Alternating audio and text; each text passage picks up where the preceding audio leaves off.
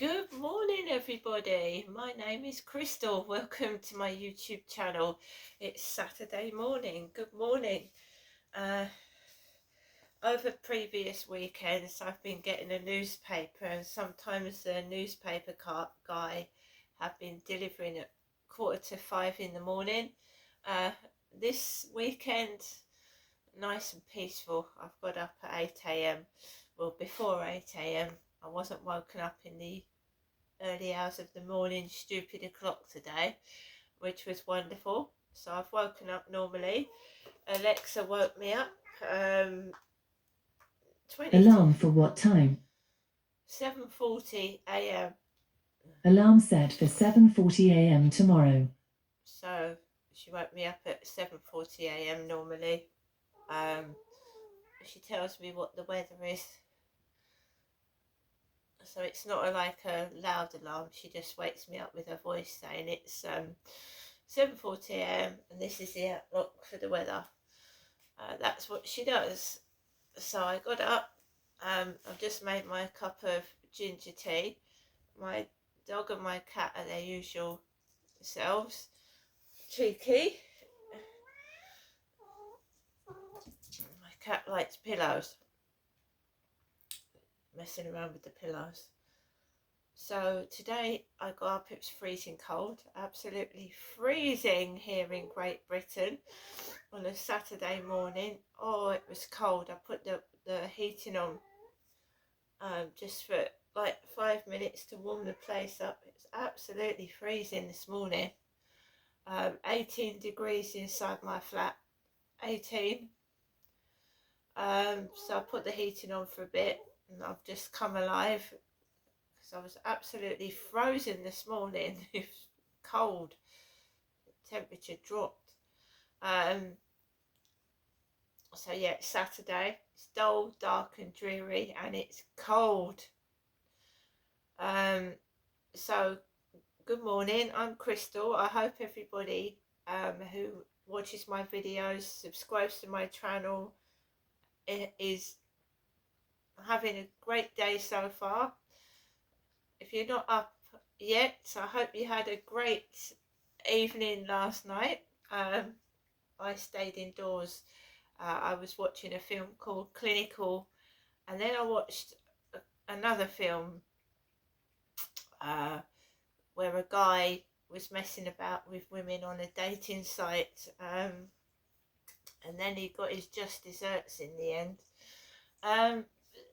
So I was busy watching Netflix last night with me snacks and me hot drink. That's what I was doing last night, and I'm quite happy to do that because I'm a when you get older, that's what I'm happy to do. Just stay indoors in the warm, having a nice hot cup of tea, whatever it is, and having my snacks, and my pets curl up in front of me, and that's wonderful.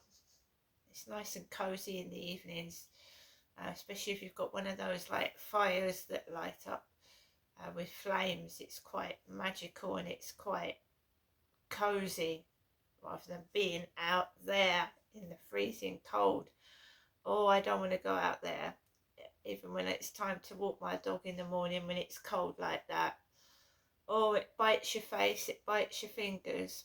I took Max out for a walk last night. We just walked around the block. I'm not messing around with the camera in the dark when it's cold like that. It bites my fingers. So we just went around the block. I came back into my flat and I just, like I said, grabbed a few snacks, nice hot drink, sat down, watched Netflix, and there was a bit of noise last night, and I had the window open in the bedroom when I came back from a walk because I like to get some fresh air before I go to bed and let some fresh air in. And then I shut the windows. My cat was in the bedroom just snoozing on the bed, and it must have been, it was getting on it's usually about 9:30, 10 that the noise like starts. So I told you I put Lee Evans on in my bedroom. He's a really brilliant comedian. He's so funny. Even if you do feel like absolute crap, he's bound to make you laugh. So I put him on, and I have my Netflix on, and to cover up the stomping, I put the washing machine on. And I don't want to keep doing that because it does use up electricity. So I washed a couple of my old jackets to cover up the noise because it's deliberate. And it was about what, 6:50.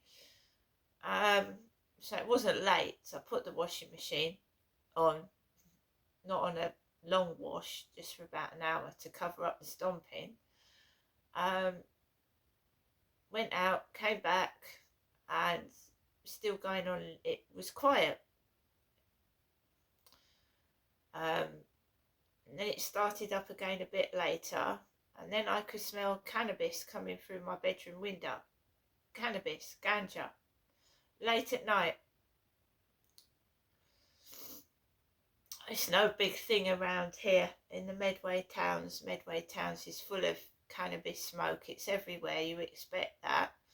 So you shut the window, but I didn't realise it had been wafting in through the window for quite some time. And the poor cat was led there like one of those tiger mats. You know, it's like spread out. You know those tiger mats that go on the floor where the lion or tiger is spread out. My cat was spread out, making noises. So I brought the cat into the living room, shut the bedroom window, and carried on. Because people watch my YouTube videos, yeah, and they think it's funny to... I did a video about cannabis, didn't I? It's just to help a bit for people that are suffering what I'm going through. Cannabis does affect your mood. It does make your eyes sting. So some clever clogs think it's clever to just do that. So I just ignored it. I'm not rising to the bait, right? Someone thinks they're clever. Oh, I'm gonna find out where it's coming from and tell them off. No. You want to smoke cannabis inside your flat? You smoke it inside your flat. That's your body. Whoever's in your flat is inhaling it as well. That's what you're doing, not what I'm doing. I'm not getting involved in it. Right, I'm looking after myself, my cat, my dog, and my cat was, it looked polaxed, spaced out. So I shut the window, brought my cat in here and just shut it out. Not involving myself with people that do things like that. Not involving myself. Not getting involved in it. And I do think that's the right thing to do. Not get involved in it.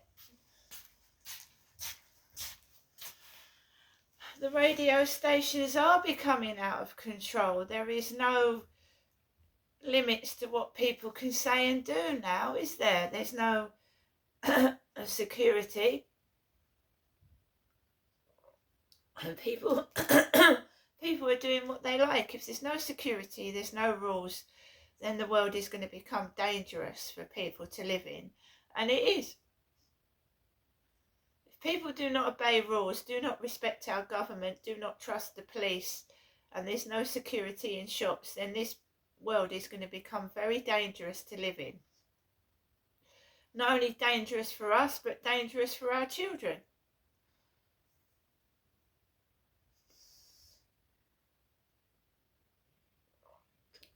So, I have to look after myself. If there's no rules, the police don't do their job, I've got to make sure whoever's with me and myself is safe.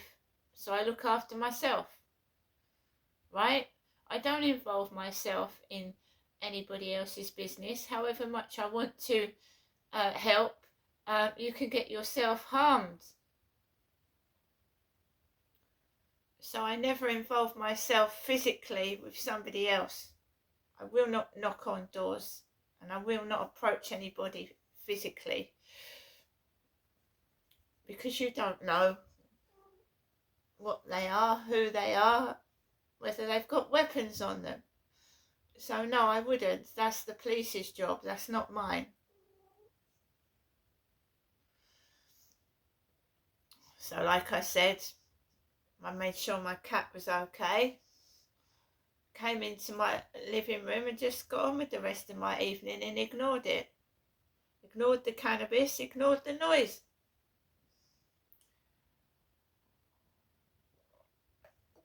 When you ring up the housing, they treat it like a joke. They think it's funny. Fair enough.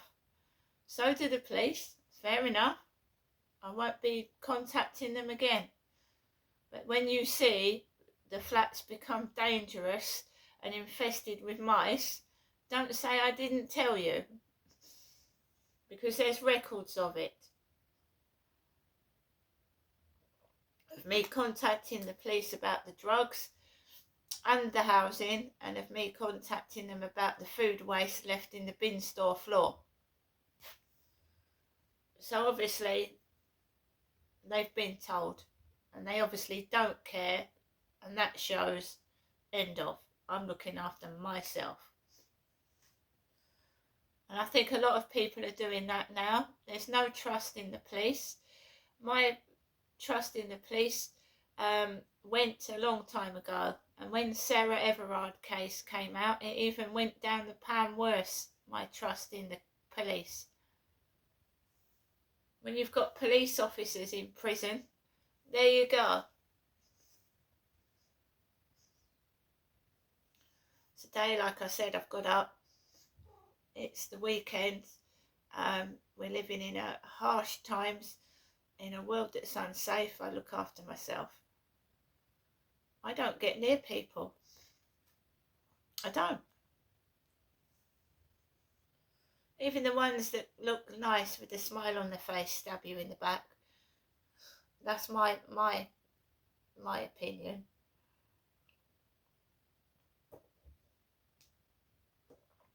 I'm quite happy on my own. I am not lonely. I'm alone, but I'm not lonely. I'm far from lonely. So shove that, I'm not lonely. I can absolutely say 100% I do not feel lonely.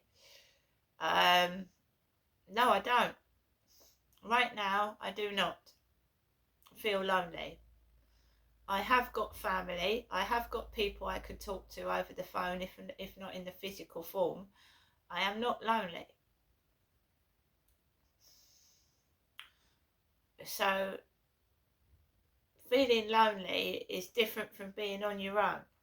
You can feel lonely in a room full of people because they're not talking to you, they're ignoring you, they're all talking to each other and you've got no one there to speak to. That can feel lonely. You can be in a room full of people and still feel lonely. You can be married and feel lonely. So yeah, you can be married and feel lonely. You can be in a marriage where your husband ignores you, doesn't talk to you, spends time out not with you all day. You can feel lonely. A single mum with kids can feel lonely because she's her children, but nobody actually adult to speak to. So a single mum or a single parent can feel lonely. So you just because you're with people, it doesn't mean you can't feel lonely. You can.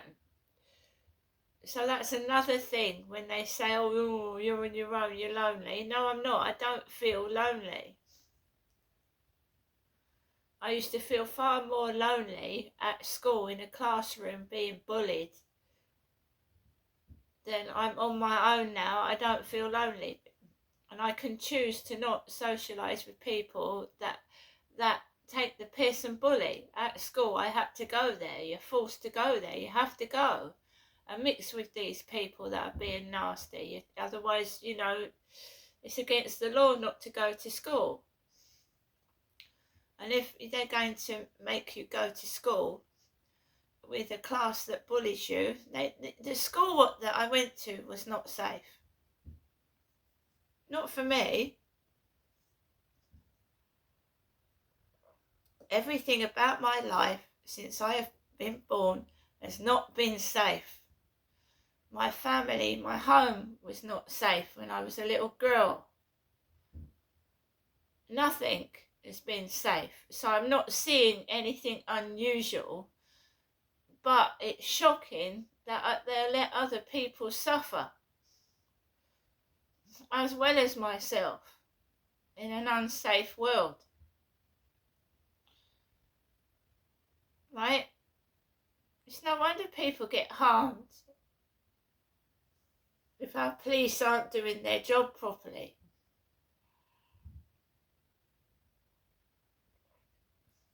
Taking risks, cheap, tacky homes, focusing more on making money than people's safety.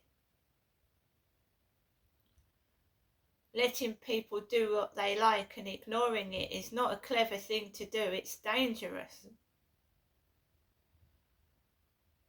Letting people smoke these disgusting vape pipes is dangerous. Smoking does affect our health. It's dangerous. This is not Victorian Britain. This is Britain in 2025. You think we would have learnt by now to look after people's health and safety. But no, nothing's changed. We aren't learning. Oh, we might be getting intelligence to do things. Yeah, but we want to focus on stopping people getting these diseases, not treating them once they've got them.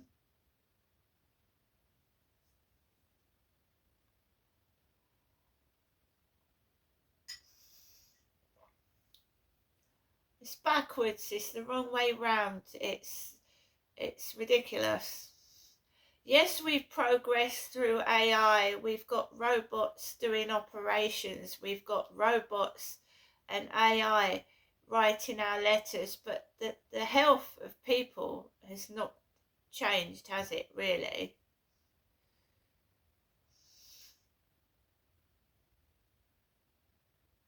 There has been an advancement in phones and technology, but people's health is suffering, especially their mental health.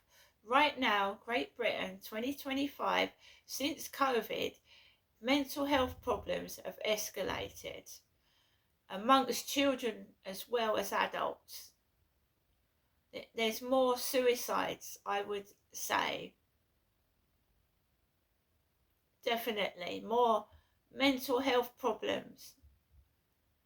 We are just constantly on our phones all the time, talking to the phone. We're not socialising. We're not developing social skills. It's going to be a major, major, major thing in the future. Right now, we are suffering the after effects of COVID, and our kids are.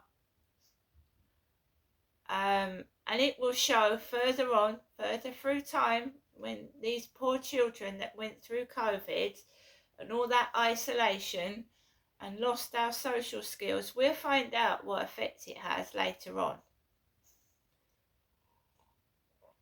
And the people that suffered health problems through the COVID jab, you know, are suffering. Me, myself, I wish I'd never taken it.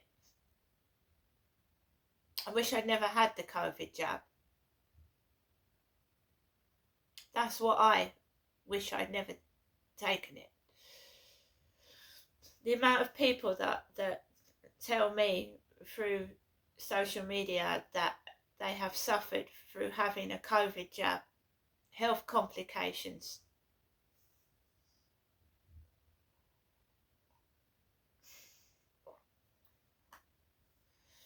Anyway, guys, today I'm not doing anything much this weekend apart from keeping warm inside my flat because I choose to do so. COVID did restrict all of us. I was going out, I was going to the library, I was going for walks. It made us feel closed in. And in the future it possibly could happen again, and let's hope the same things that happened back then don't happen, and the government doesn't lie to us like it did.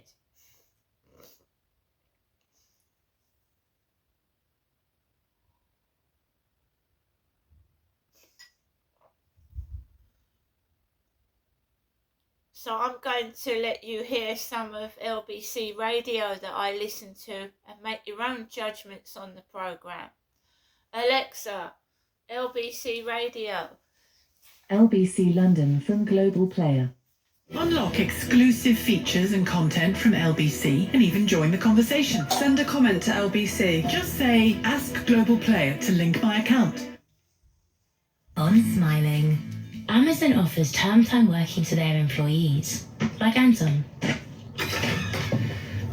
who's home to look after his daughters during their holidays. Hello. To him, this is the best sound in the world.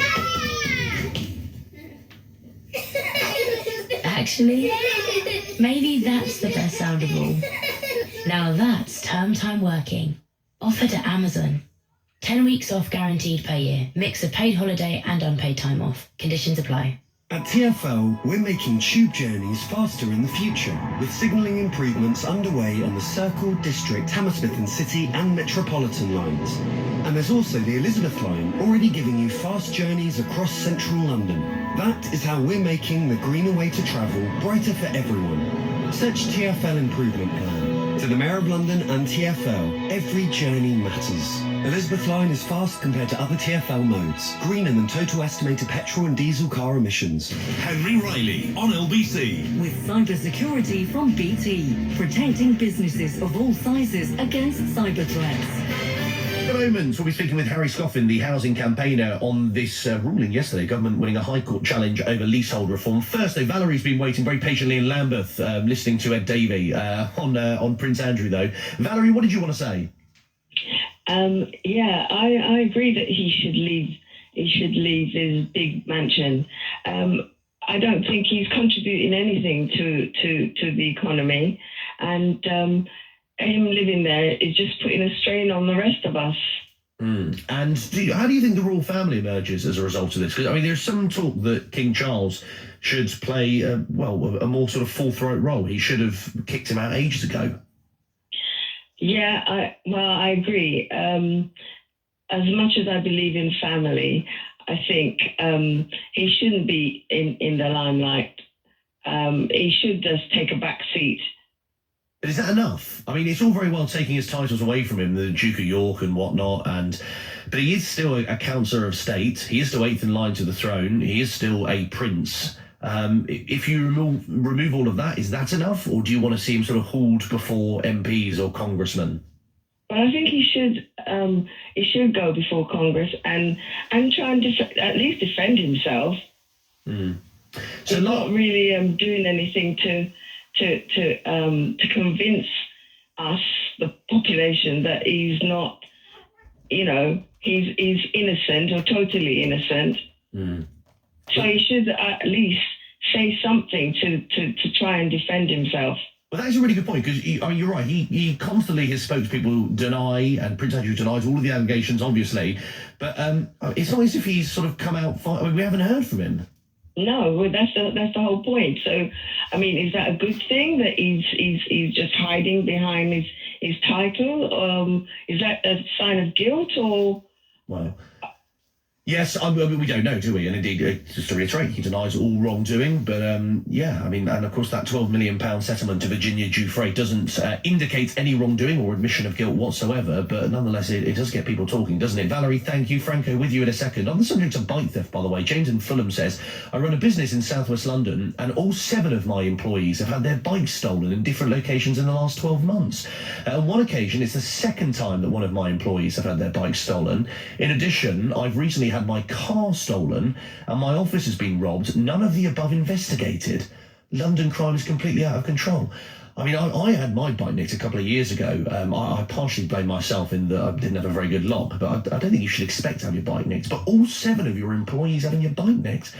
And Paul says, in regards to bike theft, it's not just someone locked up, their bike being stolen, but the increase in bike jacking by aggressive and violent moped riders. Lone riders, especially women, have been targeted, most notably in the southeast. And again, what the police response has been found wanting. I reiterate what I said earlier on. If you are someone who's managed to sort of track back a stolen bike, or you've had experience of this, very keen to hear your thoughts. And lastly, before we head to leasehold reform, this from Greg says, my girlfriend's bike was stolen from a secure bike shed in an underground car park at our block of flats in Surbiton. Well, funny you say Surbiton. That's actually where Ed Davey is the MP for, isn't it? Kingston and Surbiton. 2 weeks later, I found it on Facebook Marketplace. I went all the way to Erith to buy it.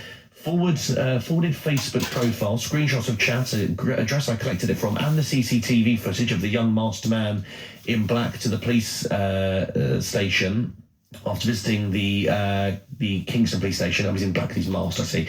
Never heard any more about it, and we ended up selling the bike because my girlfriend felt it was too tainted by the incident. Unbelievable. Thank you for your message, Greg. Right, let's talk now about leasehold reform. Joined in the studio by Harry Scoffin, the housing campaigner and founder of Free Leaseholders. I'm quite surprised this is in none of the newspapers today, Harry, because it's clearly an issue that affects a lot of people. Talk us through what yesterday's High Court judgment means and how many people it affects. Good morning. Good morning. Thanks for covering this. Yet again, we're relying on LBC because there's almost a media blackout elsewhere. But basically, this matters for the 5.3 million households that are in leasehold, but also anyone that is thinking ever of buying a flat in England and Wales. And basically, why leasehold has become such an issue is you get out a mortgage, most likely, you pay a premium, and you think you're buying a home, but actually you're gaining a landlord, and that landlord is very, very difficult to remove. And that landlord has the whip hand over the single biggest purchase of your life. You're talking about the freeholder. The freeholder, or the building owner, or the landlord, correct. It's not a buy-to-let landlord. And basically, this guy can ratchet up those costs and make your home unlivable, but worse than that, unsaleable. And successive governments have talked about getting rid of the thing, or certainly reforming it, but all they do is tinker. And the High Court ruled yesterday and actually came out in favour of the government. And these are about reforms that were passed by the last government, the Rishi Sunak government, pushed by Michael Gove, or Lord Gove as he is now known, but also it wouldn't have happened without the strong backing of the Labour Party, because when Sunak called that election, that legislation, the Leasehold and Freehold Reform Act 2024, hung in the balance. And they said, we need this done in the wash-up.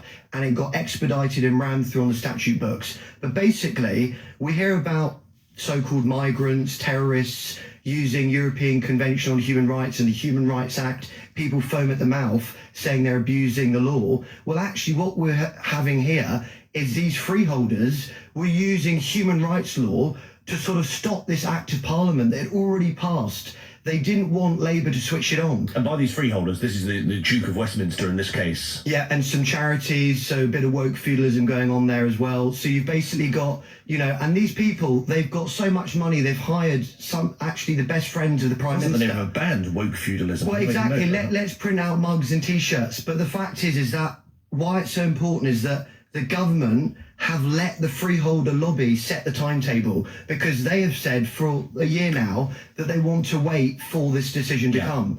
And what we're worried about is that they're going to let these appeals happen. There will be appeals. We're expecting it will go to Court of Appeal. It will probably go up to the Supreme Court. We may be going to Europe. We may be going to Strasbourg. And do you think the government will keep the fight going? Or? We hope so. Right. It's going to be a lot of money for the taxpayer, but we need them to keep fighting. But they've got the majority. They promised in the manifesto to end leasehold, so we cannot let them hide behind process. Okay. In terms of what yesterday's ruling means, hypothetically, if there are no appeals, and of course that's very unlikely, but does this now mean that we can see the manifesto commitment to end leasehold? Yes, because basically 3 major reforms in that act were challenged. One was about restricting ground rents at 0.1% of the property price. It's not what the Tories were pushing originally. Gove nearly got it through, and then basically all the vested interests said no to it. Treasury cancelled it. They were going to do a peppercorn, make it 0 ground rent for everyone that is suffering with these ground rents already. But it was to buy out your freehold or extend your lease, cap at 0.1%, which will make it much cheaper for you to extend or buy your freehold. Then there was another measure, which is basically about non-litigation costs. At the moment, under the law, if you want to buy your freehold or extend your lease, you don't just pay your costs, you've got to pay the other side's. That's, the court said, absolutely fine, go with it. Then basically there was another measure called getting rid of marriage value. That's something that Parliament gave John Major to basically stuff lobbyists' mouths with gold. And if Parliament can give something, it can take it away. And that's basically what the High Court said. But what we're worried about is that the government are fearing a separate judicial review on the new reforms that they're promising, which is coming forward in a draft bill later this year, which is the Leasehold and Commonhold Reform Bill. And what we say to the government is, you've got the majority. You've seen what's happened in that by-election in Wales. People are sick of waiting for change that they voted for. Do not leave it to the end of the Parliament, because we'll be back to where we were with the Tories, where they talk a great game, press releases, client media, all the rest of it, and all we get is dregs at the end.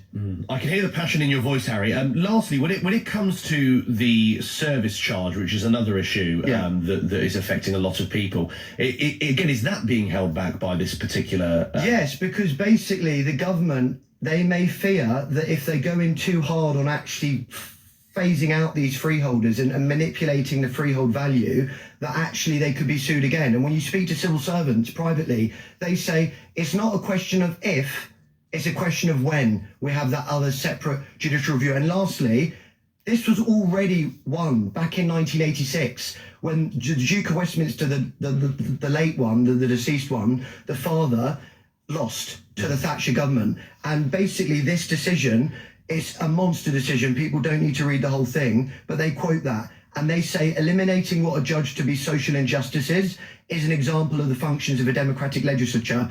And then they go on to say the margin of appreciation is wide enough to cover legislation aimed at securing greater social justice in the sphere of people's homes, even where such legislation interferes with existing contractual relations between private parties and confers no direct benefit on the state or the community at large. In principle, therefore, the aim pursued by the leasehold reform legislation is a legitimate one. And last point, people forget, but the Prime Minister is a campaigner at heart. He saved men from the gallows. He abolished the death penalty around the world. He's now pushing through the Hillsborough Law. He can help us, the 5.3 million people trapped. 43% of leaseholders say they're not starting a family because of the financial ruin of this system. Come on, Keir. Don't leave it till the next election, because what will happen is we'll do to Labour what we did to the Tories. You'll be out. Okay, well, let's hope he's listening. Lastly, in a sentence, how can people get involved with your campaign, Harry? Sign up to our website, www.freeleaseholders.org.uk. Join the rebellion. Thank you very much. Harry Scoffin is housing campaigner and founder of Free Leaseholders. We'll continue to take your calls on Prince Andrew. Maybe you have a view on that. You're more than welcome to call in 0345 6060 973. First, though, 8:46 news headlines. Dominic Ellis. Police are continuing to search for an asylum seeker who was jailed for sexual assault who was mistakenly released from prison. Labour will announce the winner of its deputy leadership contest later this morning. And health officials are urging parents to get their children vaccinated against flu over the half-term as cases in England continue to rise. LBC weather dry and bright for most. Some outbreaks of rain in the west, a high of 12 degrees. LBC Travel, I'm Louise Gookie. It's slow moving on the M25 anti-clockwise towards junction 13 for Staines because a coach is having a tyre changed. Elsewhere, the M4 has a lane closed eastbound. That's between junction 14 for Hungerford and 13 for Newbury. That's because of emergency repair works taking place to the bridge. On the tubes, there is no service on the Circle line between Hammersmith and Tower Hill. There's no service on the Hammersmith and City line between Hammersmith and Moorgate. And on the Metropolitan line, there's no service between Watford and Harrow on the Hill, with minor delays between Rickmansworth and Amersham and Chesham because of works. On the trains, replacement buses are running on Great Western Railways and South Western Railways between Reading and Wokingham. This is LBC. Sharing intimate photos of her without her consent. Unwanted touch.